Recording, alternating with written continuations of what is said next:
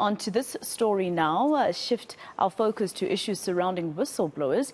Advocate Tseliso Thipanyane says many whistleblowers in South Africa continue to be victimized and persecuted for their selfless and patriotic acts. He's penned an open letter to Justice Minister Ronald Namola. To further unpack this, we have the advocate with us via Zoom. He's also the former CEO of the South African Human Rights Commission. Dr. Thipanyane, thank you so much for your time here on eNCA. Of course, when you think about whistleblowers in South Africa, you think of the likes of Babita Deokaran and, the way that she paid the price of trying to tell the truth around corruption. A lot of people might, in government or any other business who want to actually open the lid on corruption might think of that and think, never mind. Thank you for the opportunity. It is definitely very sad and unfortunate that people like Babita and many other whistleblowers continue to being victimized, and some, of course, losing their lives in the fight for corruption, against corruption, in the fight to expose wrongdoing, which basically damages our economy. And that's why we're basically calling on the minister and government to really consider that state resources should not be used to victimize whistleblowers who are doing a very honorable work in trying to fight for democracy and human rights in our country. And of course, whistleblowers were basically vindicated during one of the first volumes of the state capture report when it was handed over to President Cyril Ramaphosa at the Union buildings.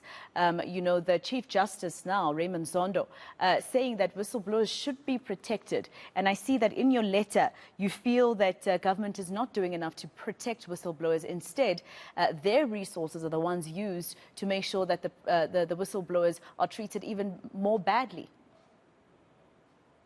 Yes, despite the commitments by government to fight corruption, to protect whistleblowers, we still have a law here which is not adequately protecting whistleblowers. But more importantly, we still have many whistleblowers, especially in the public service, being victimized by the very same state, using public resources to victimize whistleblowers whom we need to protect our country and fight against corruption. And that's why Chief Justice Zondo said, if we don't protect whistleblowers, they will be found, which means then our fight against corruption will be severely hampered.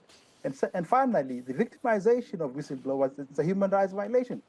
You also mentioned in your letter, Dr. Thipanyane, that you want to call on the minister to commission an investigation by an independent and accredited body of expenditure on legal costs in labor-related matters to ascertain where such costs can be used to victimize whistleblowers by government departments and SOEs. Just tell us more about that, how you see this unfolding, and if you even trust that this is something that our government will establish. Well, we hope government will look into this issue because, the very same act, the Public Disclosures Act, says whistleblowers should not be victimized. But we are seeing whistleblowers being victimized by the state using public resources. So if we are committed to fight corruption, we are committed to protect whistleblowers, then the minister should basically do this exercise and find out, how many public bodies are using public resources to victimize whistleblowers, to violate the Constitution and violate our act and undermine our efforts to fight corruption. And we really hope he can do that. There are enough bodies which can do this. For example, the Office of the Auditor General can also be approached to do this thing. They've been doing an ample work, good work in exposing how public resources are being used. Do you think that the act in its current form is enough to protect whistleblowers? No, Zondo himself has made this very clear.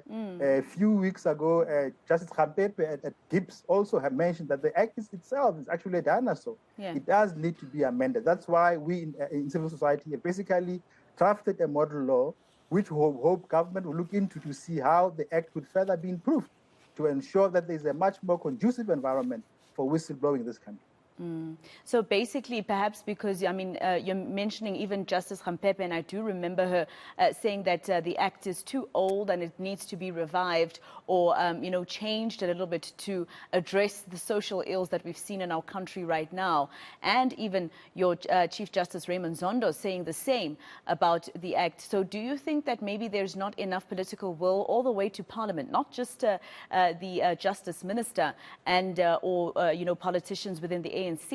It's Parliament as a whole, isn't it, in terms of there not being enough political will to discuss this act and to see to it that whistleblowers are more protected? No, certainly Parliament has not done enough to monitor how this act is implemented. It's actually more than 20 years old. And therefore, there should be reports, annual reports to Parliament to show Parliament how this act is being implemented, where are its faults. You know, in 2014, the Public Service Commission made a study on the act and made recommendations. Those recommendations have not been implemented anyway. And therefore, you know, with the coming in of Zondo, one hopes that at least there will be better movement in that direction. And we do appreciate the announcements by the president that there will be a review. The Minister of Justice also said, you know, there will be a review, but that will only be when? Next year. What happens between now and then? Whistleblowers continue to being victimized. Many of them are burdened with massive debts trying to fight against that victimization by the state, against the state which is using public resources, a state which is meant to protect the people of this country and their rights and the Constitution. So it's really, a serious contradiction in terms. So this letter that you wrote to the Minister of Justice, is it the first that you've ever written to him with regards to this particular? Well, this will be the first letter, yes, from our side. But definitely there have been calls by other organs of society to meet with the minister, to engage on these matters. We've been, issuing statements after statements on the plight of whistleblowers and the need for greater protection and support for whistleblowers. People like Cynthia Stomfel, Marion Go, and many others. There are over 30,000 whistleblowers in this country who are suffering. And how then do we expect to fight corruption, which costs us billions of rands a year, if we're not protecting the very same people we need to expose wrongdoing and abuse of power by the state? We're not even talking about the private sector here. Exactly, and that's where I was coming to, that the private sector as an enabler also must have whistleblowers that have wanted to speak before, but because the state or the state's arms are used to persecute whistleblowers, this is discouraging to those within the state and in the private sector. If they want to speak out, they probably won't now. That will be our next campaign. The private sector also has to come to the party. They have to also protect whistleblowers. They need to make sure that they have systems which will encourage whistleblowing in the sector. We have seen through the Zondo Commission that the private sector itself has been party to corruption. That's why we led a campaign, for example, against Bain. And I think they need to have other campaigns to make sure that the private sector, which has also been playing a role in state capture, does, take his health account. But also, more importantly, the private sector does play a role in supporting whistleblowing.